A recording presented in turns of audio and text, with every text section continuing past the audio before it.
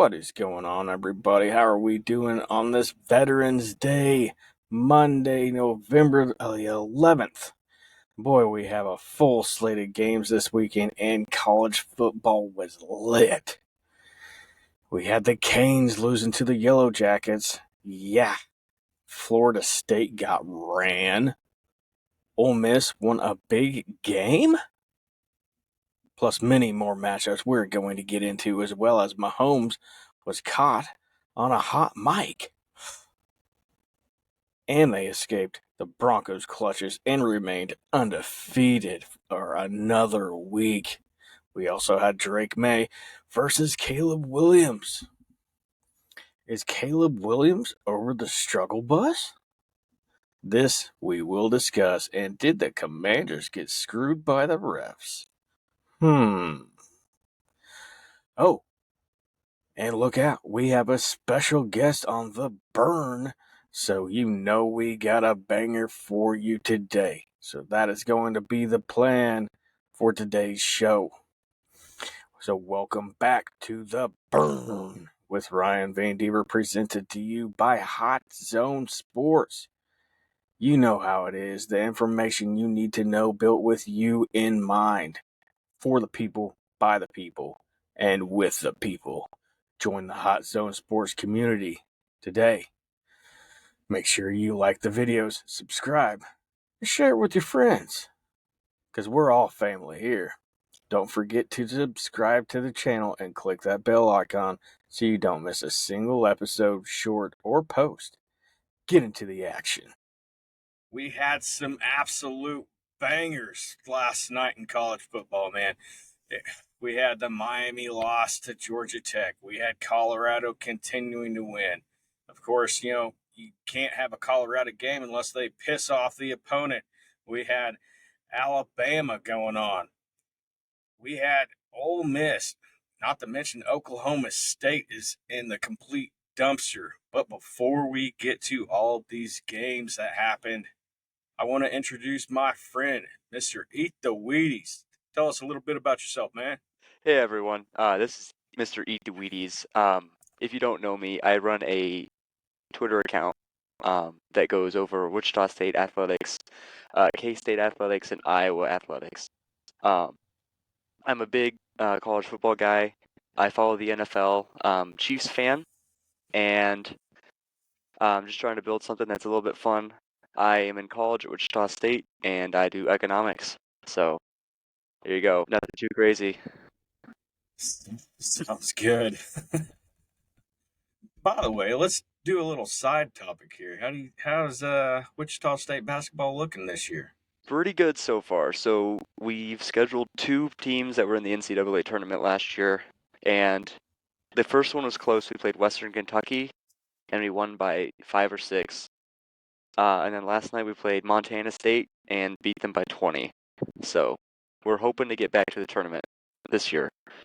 That's not bad, because last season, man, that was just completely unwatchable content right there. It was probably the worst season I've seen since Randy Smithson. It might be before your time. I'd have to do some looking on that. Oh But yeah, it was not. He was a high school basketball coach, and then he went to Wichita State, and it was a dumpster fire. Yeah, that Bad. sounds about right. But let's get back to college football. Miami lost to Georgia Tech yesterday. Probably the biggest upset of the day. Like, number 3 Georgia, number 4 Miami. They were absolutely hit in the dirt. They were hit in the mouth in week 11. While number 15 LSU was the de facto, they were eliminated from the college football playoff after losing to number 11 Alabama massively. An underdog of more than 10 points has now won every single week of the season. So the losses have shaken up all of the major conference championship races. Miami now drops to number 2 in the AAC, while SMU is holding sole possession of first place, being the only undefeated team left in that conference. Then you got Iowa State shocking loss to Kansas. I mean, it's not really shocking. If you watched Kansas and how they played against K-State, K-State was lucky to roll away with that one. And so now Colorado is sitting on the inside track of reaching AT&T Stadium in the Big 12 in their first season, when many only had them just sitting at 3 to 4 wins. So what do you take away from like the biggest upsets of the weekend? Well, as we know from the start of the season, Georgia Tech, they are the upset king. As you know, they went into Ireland and they completely derailed Florida State's season. They still haven't recovered from that. And apparently they wanted to come in and do the same thing against Miami. And we're just going to have to see how Miami responds. The biggest thing they're going to have to do is go 1-0 next week if they want to stay in this hunt for a bye in the playoffs. Oh boy, that Colorado game. They have done a great job at pissing me off this entire season because they just find ways to win. And it's really hard to stop them too because they have a great play. They have one guy on defense and offense that can do everything, but they just have good players on every position, it seems like. And although obviously a lot of these guys are good, it just seems like Colorado might just have a talent ceiling above some of these other teams in the Big 12. Texas Tech, Cincinnati, especially Arizona. That game got really ugly. So, some things to watch for. I mean, touching back on Miami football, I mean, they don't really have any tough tests the rest of the way. They got Wake Forest, and then they have Syracuse. I mean, Syracuse, I know they got the quarterback now, but you're not beating this Miami team. I think if you have this one loss on your record, this is kind of a come back to reality, and it's going to improve the team. Uh, get them back to running on all cylinders, because up to this point they've been dominant in just about every game they played. Yeah, I would agree with that. I'd say, you know, sometimes it's nice to come in undefeated, but having that defeat, sometimes it really helps the team lock back in, able to mesh together and find other ways to win. So we'll just have to see how they decide to turn it around from here. Yeah. Now, another, I wouldn't call it a big upset, would be Alabama beating LSU. Because, if you watch my podcast, you know that I talked about LSU and how their biggest weakness was their defensive running game. And I did not foresee that Alabama was just going to run over them upside upside down, left, right, every direction that they could. And another big takeaway was going to be Garrett Nussmeier and how he did in the turnover battle. And it just wasn't good. No one no one needed some good news like Alabama did. Kalen DeBoer, he has been under the microscope for good reason. I mean, you're following a historic Nick Saban. But after 2 losses in November, I think he's starting to fully realize the pressure of replacing Nick Saban. They obliterated LSU 42-13. It was a thrilling moment for all Alabama fans, and it pretty much saved the season. But now it's going to be difficult to see if they can actually get into the college football playoff. I know their next few games is going to be Oklahoma and Auburn, so it's not going to be easy, but it's not also the most difficult games. So what do you think about their shot about walking into the college football playoff? Well, so right now they're ranked sixth in the SEC. They need to win out, and they need to hope that um, they really do need to hope that Texas A&M or Tennessee loses again. They need to hope one of those teams falls off a little bit. They definitely can. They have the talent for it. We just got to see if they can get some things to fall their way. Yeah, I mean, I've been saying this ever since the new college football playoff came out that there isn't going to be a 3-loss team into the college football playoff, and I don't know. The SEC looks like it could be a wild ride because if Alabama just walks into Auburn, Auburn can take them down. They haven't been impressive, but that rivalry in itself, we've seen over the years, Auburn is not the best team to take down Alabama, but somehow they have found a few reasons to take them down over years past. So we cannot say this enough. Like Alabama, Kalen DeBoer, they obviously haven't been running under the Nick Saban era, and we can tell, but they could run the table. And I don't know, just like college basketball, that tournament, he got some bubble teams. This could be one of those bubble teams. Alabama would be a terrifying bubble team to come up against. But they have to realize they don't have any games coming up. Just because the teams are under going to be doesn't mean they just have to see. So it'll kind of be what happens. Right? They'll need some things to fall Yeah. their way. We'll just kind of ride the wave of the SEC, I guess. Yeah. Now, moving on to the Big 12 for a minute. I am not going to touch on this very much, but it needs to be talked about because, Mr. I'm a man, I'm 40. Well, Mike Gundy, you have led one of the greatest periods of success as a college football coach in Oklahoma State, but they are now reaching new lows in his 20th season. And you have to wonder, is the mullet going to be out? Now, I know that this could be sacrificial. You could be calling me the Antichrist, whatever it is. But the Cowboys, they got thoroughly embarrassed on Saturday against TCU after going down 24-0 at the half. Oklahoma State is going to miss a bowl game and finish with a losing season for the first time since 2005, which was Gundy's first season. Just let that sink in. Do you think they're going to try to find a replacement, or is he one of those coaches like Joe Paterno where he's going to die as his team head coach? Well, so I do believe that Oklahoma State should start looking for a replacement. I know that's not going to be popular with some Oklahoma State fans. I know some of them also believe that they should. But my big question is, which coach has earned the right? Like, which coach are you going to be looking at?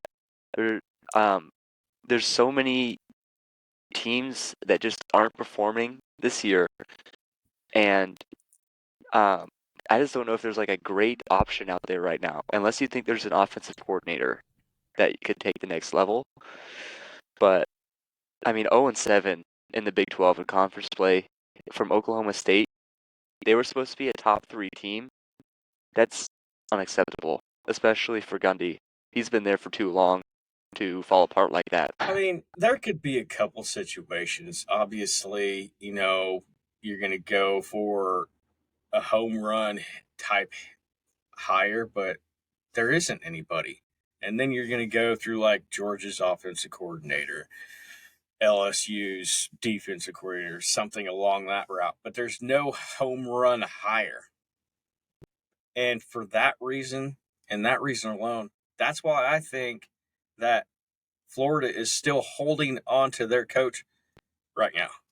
Like, there's no sense in keeping these guys that are just drowning the program. But honestly, who are you going to grab? Okay, you have Lane Kiffin. Lane Kiffin, you're going to have to pay an exorbitant amount of money to pull him away from what he has at Ole Miss right now. Florida might be able to do that, but that Florida might also be waiting to get rid of the $20 million in money that they would have to pay Billy Napier. Mm. But in Oklahoma State sense, like, I don't know. They might be tied up, and they might just have to suck it up for another year. Yeah, to me, it's looking like they'll have to suck it up and just take it on the chin, wait for next year, because I don't see a great option out there, and all of the good options that I do see, there's a lot better jobs that are probably willing to take them other than Oklahoma State. So you just Yeah. gotta kind of suck it up, take it for this one, as much as it Yeah. sucks to say. Sad Oklahoma State fans. Now, let's move on to a more thrilling team. The Colorado Buffaloes. They were once the loudest team in college football. Literally, on the field and on Twitter or X, whatever you want to call it. I still don't feel like I should call it X. Hate me all you want. I don't care. The Buffaloes might be the quietest college football playoff contender in the sport, though.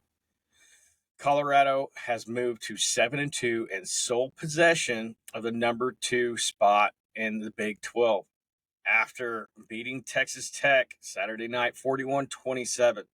Now, after the win, Colorado is now projected, and we all know how projections work around here. They're projected to go to the Big 12 championship game against BYU, barring an unforeseen loss. The Buffaloes are quietly one of the great success stories in this sport right now after leaning on a passing combination of Shedeur Sanders and Travis Hunter and a wildly underrated defensive front, which nobody saw coming in the preseason. Colorado ranks top 25 nationally in sacks, and they actually sacked Texas Tech's quarterback Baron Morton 6 times. What would you attribute to Colorado just running through their schedule when they weren't even expected to? So, as someone that did not expect, I didn't think Colorado would even make a bowl game this year. Um, Yeah. Purely, it's because Shedeur Sanders and Travis Hunter have been able to just work on another level on offense. There's a lot of good players. They have depth in their wide receiver and their defensive back core, but it also really helps when you have Shedeur, who's arguably a top 5 quarterback in the college football this year, and Travis Hunter, who you could argue top 15, top 10 for both wide receiver and cornerback.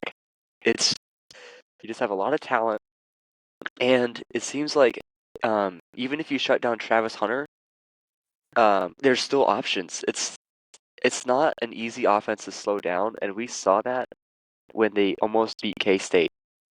There's just a lot, and they're just a hard team to beat. You don't see an offense that works quite as well as they do very often, and it's purely because they just have so many different options.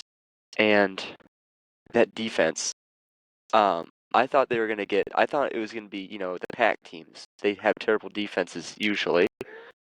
I thought they were gonna get 60-pieced every game. Well, they allowed 7 points to Arizona.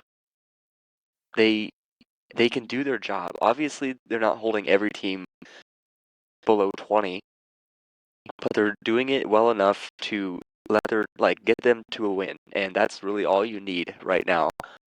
And the hard part of their schedule's over. They have Utah, Kansas, and Oklahoma State.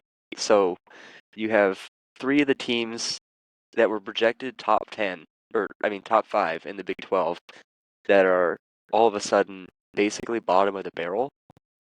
They could have BYU Colorado in the Big 12 championship game. It's looking like a possibility every day. So Colorado haters like me got to get ready for it. Well, one thing I'd take away from the K-State Colorado game was they had 3 injuries out of their wide receivers because, he had Travis leave the game, and then there were 2 other guys that ended up. One of the guys was already injured, and then somebody else got injured during that game. So, I mean, I honestly don't know if K State would have walked out of that game with that win if those wide receivers would have been there.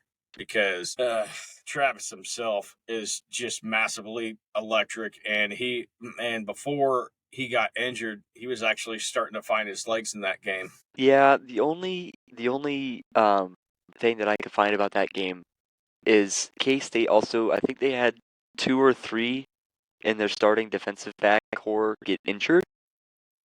But so it was backups on backups essentially, but man, it was close. The Colorado offense is hard to Yeah. stop. Yeah. Now, if you're a K State fan, you have to hope that Colorado slips up somehow. I just don't see it. But moving on, we have to touch on this. We have no choice, guys. It's the Florida State Seminoles. The Seminole season, it's just been a comedy of errors. And you can go back to about a month ago when a guy guaranteed that he was going to eat shit if his team lost.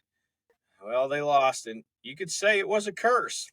It might be, but Week 11 provide an air of finality to this disaster. With a ninth loss, Florida State officially clinched the most losses by any preseason top 10 in the history of the AP top poll. Congratulations, guys. You go from being one of the top teams from the just barely missing the college football playoff to proving to everybody that you are not worthy of even being in the top 100 at this point. The game itself was, God, from the beginning to the end. And Notre Dame is not an electric football team, especially offensively. They have, when they go up against a defense that is even semi par, they shit the bed. But Notre Dame, somehow, some way, ended up putting up a 52 piece and ended up winning 52-3. Not to mention, they had their backup, Nate Angeli. Yeah, don't ask me how I know that, but hey, he threw a touchdown pass. This is easily the biggest margin of victory in the short history of the rivalry. The Seminoles gave up 200 yards on both the ground and the air. It was just a nasty game to even look at. Like, what do you got, man? I mean, this is the worst loss they've had since Georgia, and Notre Dame is not on the same level of Georgia last year. I am a No. Notre Dame hater this year. I don't really think they're top 10. I could argue top 15, but Florida State, like, they don't even look like they belong on the same field as any of the teams they've played this year. They have one win. What does that say? What, like, do they get rid of their like? Do they fire the coach? Is this a quarterback issue? I mean, 5 for 18 for 51 yards. I mean, there's it's just bad across the board. There's not a whole lot you can do at this point. I mean, I will say this as you decided to throw a little bit hate towards Notre Dame. I am a Notre Dame guy, but as everybody knows on this channel, I am actually a realist. I am not a homer. I will tell you when my team sucks, and I will tell you why they suck. But to feed off of your point, they are not going to get rid of Norvell. They still owe him way too much money. But I will say their biggest problem that I've seen all season long, and you can say I'm an idiot or what, but their biggest problem, and this goes to every college football team, you can take it down to high school, you can take it down to middle school, pee wee, whatever it is. If you have a shitty quarterback, then your team is going to run off of that shitty quarterback, and it's going to end up being a shitty team. You're right. Yeah. I mean, you expected them to have DJ play starting. Well, he didn't look good, and now they're relying on Brock Glenn, who even I don't even know who that is. Maybe that's just because I don't follow Florida State, but I mean, A lot of people do now. I mean, you don't go from undefeated besides the Georgia loss last year to 1-9 without some egregious fuck up along the way. I don't understand it.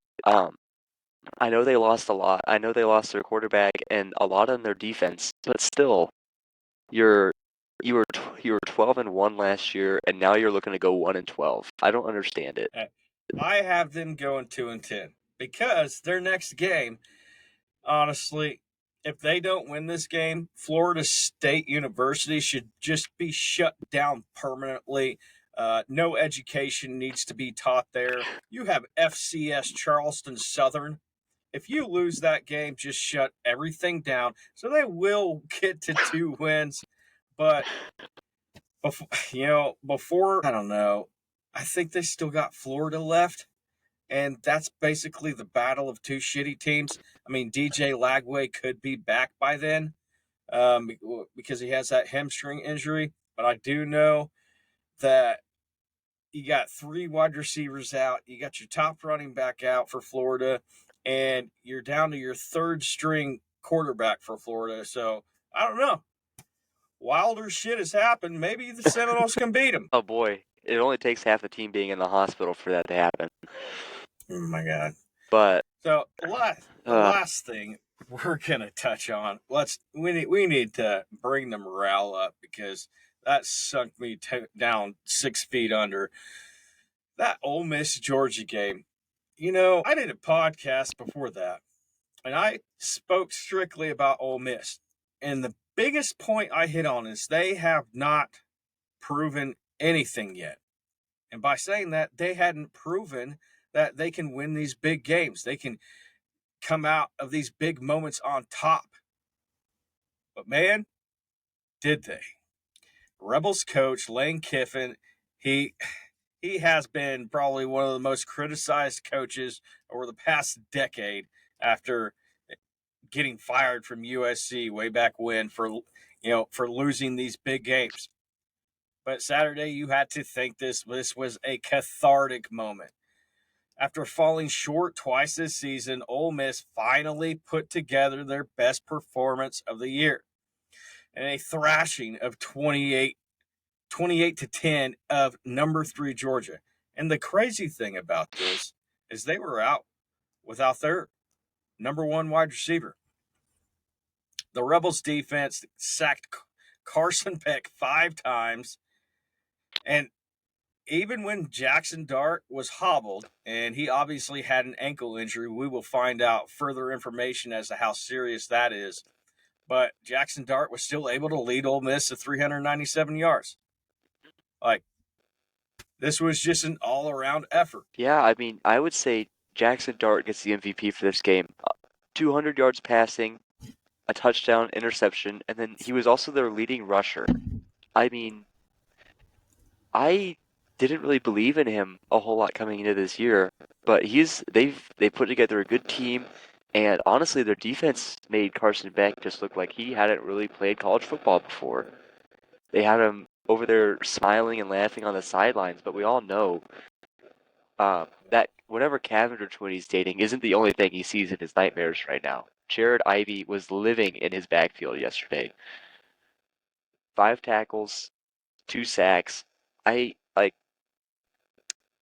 Georgia. I think something has to be going on. Um, they just fall. You don't see them go 7-2 very often. In this part of the season, it makes you wonder if they're really deserving of that ranking or if they're going to continue to fall as the year goes on. Yeah. It's just even the backup quarterback for Ole Miss came into the game and went 5 for 6 for 64 yards. Like, this defense, this vaunted Georgia defense, did not look like this scary defense, this vaunted defense that everybody is terrified to go up against. It's just been a wild year, but Ole Miss is kind of set up.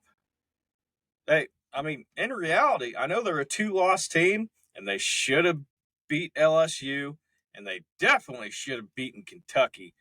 But a loss here would have ended their chances into the college football playoff. But it can't hurt. South Carolina should have a chance to enter the bowl after beating Vanderbilt.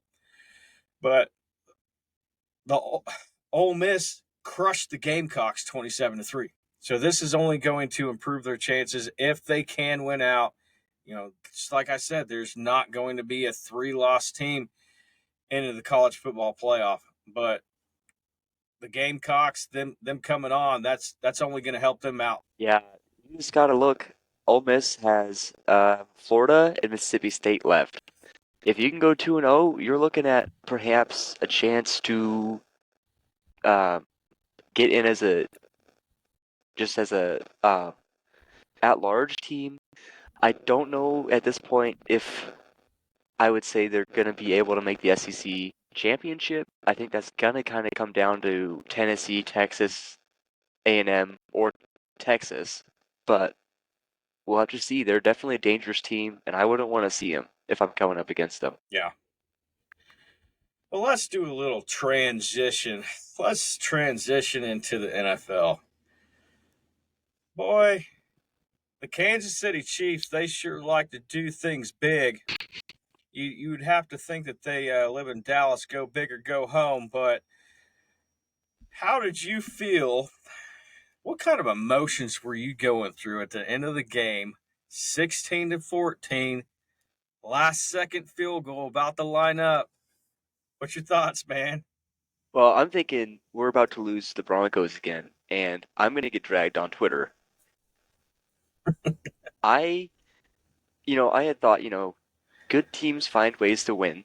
Good teams find ways to win. So I was really hoping that we'd find a way. But with 1 second left, there's you just you're kind of sanctioned to your fate at that point. But I think it was George Karlaftis, it was either him or Leo Chanel, got through the line and blocked that field goal. Man, almost Yeah, it was felt like Chanel. winning a Super Bowl. Almost felt like winning the Super Bowl because you just don't see that very often. Yeah, I mean, if you take anything away from this miserable game on the part of the Chiefs, you're gonna have to say that one guy responsible for sending everyone in Arrowhead home happy is Leo Chanel. Like, he has turned into an interesting defender for the Chiefs. Someone who can do several things on defense, which allows, Spags to use him in a number of ways. He's a devastating blitzer, a terrific run stopper. Like, he's kind of like the do it all for the Chiefs. The Broncos, they were going to have a hard time shaking this defeat for sure because they had it within their grasp. And I don't know. I personally wanted to see Sean Payton go down to his knees and cry a little bit, but you know, I didn't get it. Well, maybe one of these days. Well, I will say, Patrick Mahomes, everyone's been talking about how he led the league and now he's like second or third in the league in interceptions. Against his defense, 266 yards, a touchdown. But the guy who won the game on offense, Kareem Hunt, leading rusher, only had 35 yards on the ground. But he led the Chiefs in receiving yards, and he was one reception away from leading them in receptions. What was crazy to me was Travis Kelsey. That was my other winner because for most of the season, you did not know if Kelsey was actually at a benefit for Taylor Swift or if he was actually on the football field. He had 8 catches for 64 yards and a score. I mean, you cannot really ask more than that. I mean, most of the season, he struggled to get any kind of productivity, and it was the other tight ends on the team that was actually uh, getting anything accomplished. Like, but getting this type of production is I'm sure the Chiefs couldn't be any happier. Yeah, you just got to take the victories where you can get them. Travis Kelsey, he came on slow. Hopefully, we can keep him healthy for the playoffs. But yeah, it's just they're clicking a little bit on offense. I know today it doesn't seem like it, 16 points, but the Broncos have a better defense in the league than a lot of people think. Um, and to give them their credit, Oh yeah, Bo Nix, 215 for 2 touchdowns, no interceptions. I mean, he looks like he's going pretty good. He's progressing, getting better each week, I'd say. Obviously, he didn't take home the W, but I mean, it's the Chiefs. Hopefully they can go undefeated, but Yeah, we'll see. I mean, I would prefer. I don't know. It's hard to see how each team does it um, towards the end of the season, but the Bills are playing the Chiefs next week in Buffalo. We saw their defense today. You know, it's not the greatest defense unless there's tipped passes, which the Colts had plenty of those today. So they can obviously come up with turnovers. They had 4 turnovers today. The Bills defense did. So I mean, the Chiefs, they're not coming in, you know, blowing up the scoreboard or anything like that. But what is your take on next week's game? The Bills always seem to be the Chiefs, so I want to make it clear that it's definitely not going to be an easy 10-0 if they do end up winning. I think the big thing is going to be getting Josh Allen to make those bad throws. If they can get him to throw just one or two, like a pick, then I think the Chiefs can get it.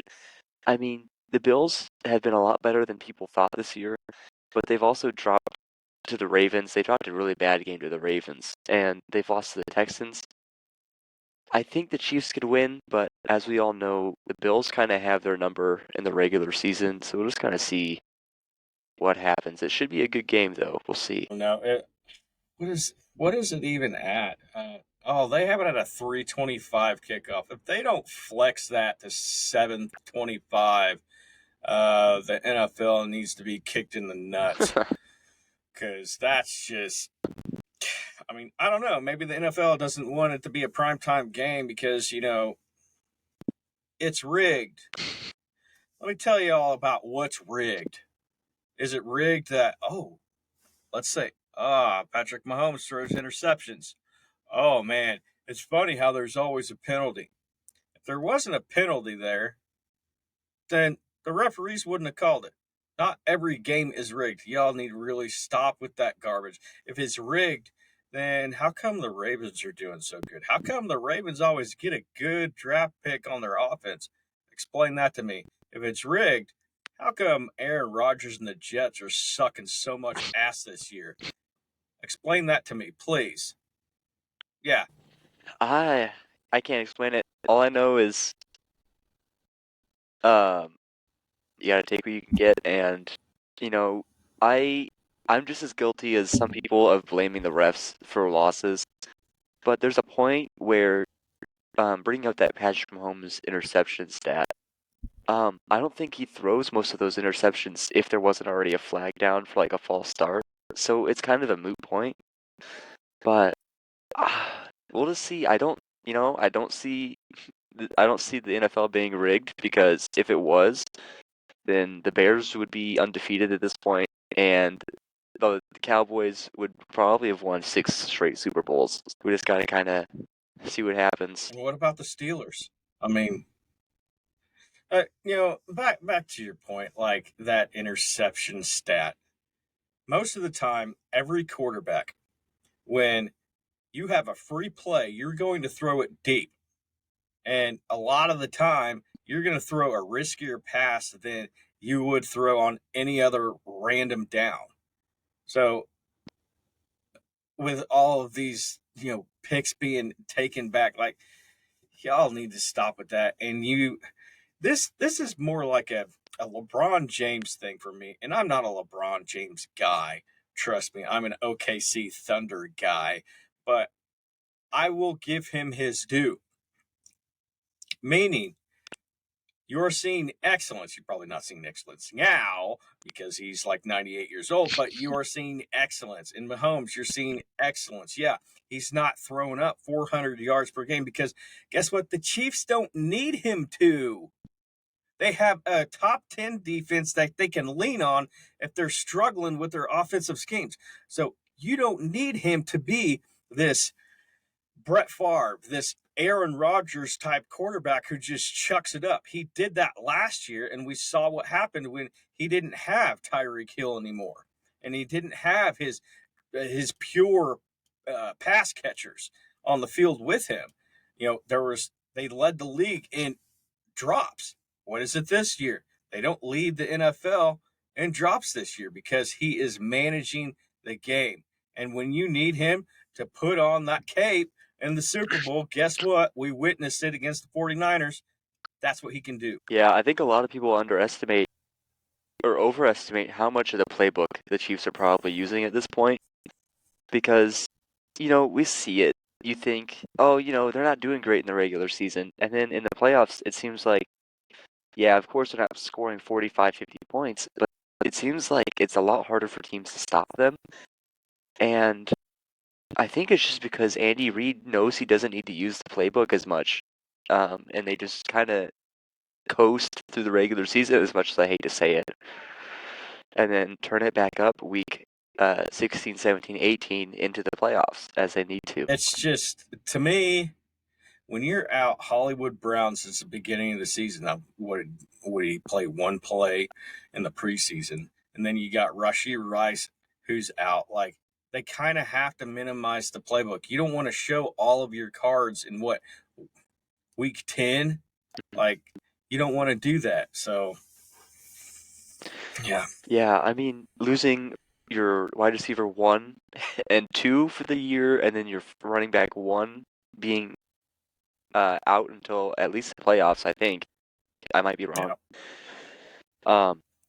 And then Clyde Edwards-Helaire being basically a healthy scratch because of some of the stuff that he's been dealing with. I mean, they're not healthy. They're not healthy, but they're still finding ways to win, and that's what you need. That's what you need in this day and age in the NFL. Yep. Now, talking about the referees, the Commanders Steelers game, there was a controversy on that first down. Oh, man. I watched it probably 200 times because guess what? The TV wanted to show it to me 200 times and show me every angle. But, you know, they needed Ertz to get to the 41-yard line. And his knee was down, but he wasn't touched. And so you watch the video as it goes, he's turning the ball around and he's very close, if not right at the 41-yard line. But they call it turnover on downs.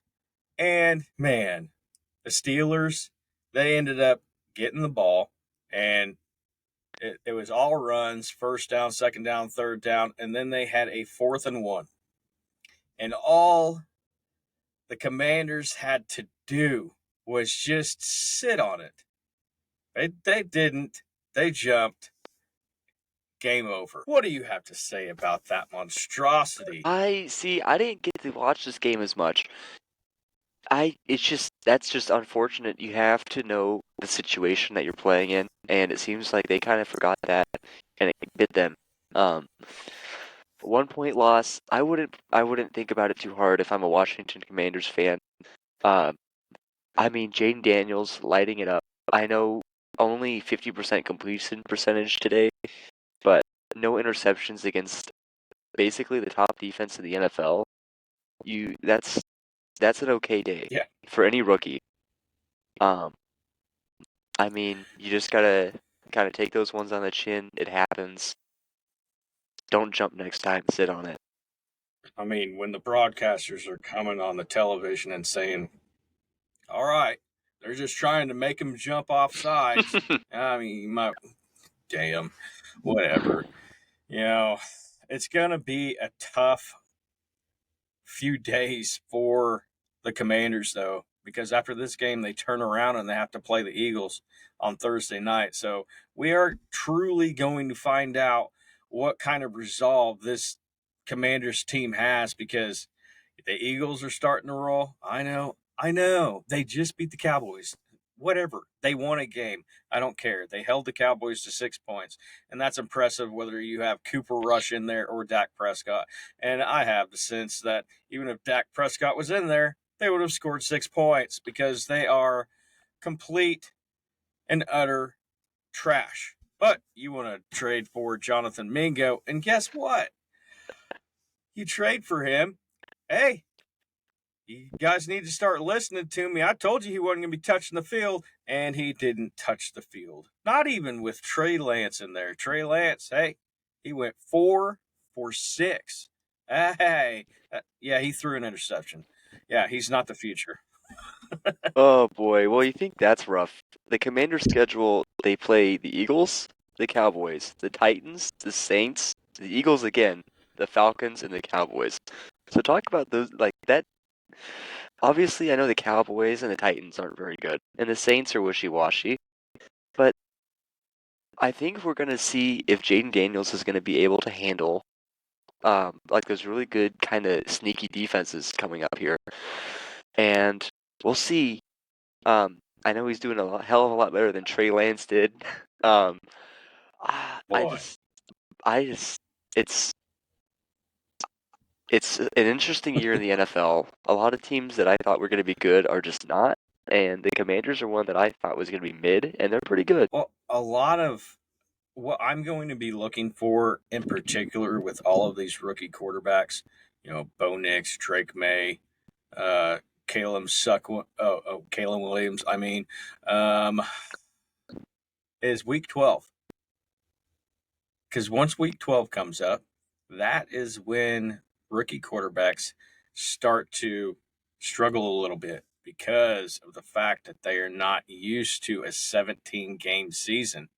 They don't have that in college. And everybody likes to glance over that fact. But every single year, once that 12th game hits or the 13th game hits, you start to see these quarterbacks start to do some wonky shit. Yeah, their brains just aren't programmed to stay on that full tilt for that long, and it takes a year at least to get into that. We'll see. Um, it's it's a hard fact. We'll see what they can do. Pray for the rookies. Um, all right, next we're not going to touch on it very long, but Caleb Williams played again. And I've been saying it all year long. And I said it when he was a preseason rookie and he completed 50% of his passes, and everybody thought he was the next Patrick Mahomes. He's not Patrick Mahomes. Mahomes sat for an entire season. Y'all need to shut up with that shit. Caleb Williams got sacked 9 times. So instead of gathering a good offensive line to protect your rookie quarterback, y'all want to go Andrew Luck in Indianapolis Colts on his ass and get him sacked 9 times. Guess what? If you don't protect your quarterback, you're going to have problems. This game, he went 16 for 30, 120 yards, and guess what? 1 for 14 on third downs. It doesn't get much worse than that. You play a solid defense, and I'm sorry, the Patriots are not a solid defense, and you gave up 9 sacks. Holy hell, that is horrific. And I don't feel for Caleb Williams because he brought this all on himself. You're a junior at USC, and you want to come out and say that you are the next Patrick Mahomes. Mhm. And so all the national media, you know them, they're going to jump on that bandwagon and say, oh, yeah, he is the next Patrick Mahomes. Hey, guess what? Patrick Mahomes, once again, sat for a year behind. Damn, Alex Smith. Mr. Alex. Mr. Brokick. God. Anyway, he sat behind him. Caleb Williams is not sitting. He has weapons, but if you can't protect him, you're not going to be able to access those weapons. What say you, man? Bears, you're not the Bengals. You can't draft Jamar Chase and give him absolutely nothing. It's just that's the only time I believe that it's ever worked to draft a good wide receiver over good offensive lineman with a rookie quarterback who already has a bad line. You can't take 9 sacks.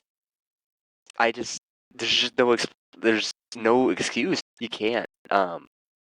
It's got to be better draft draft some O-linemen, do some work in free agency, get a line.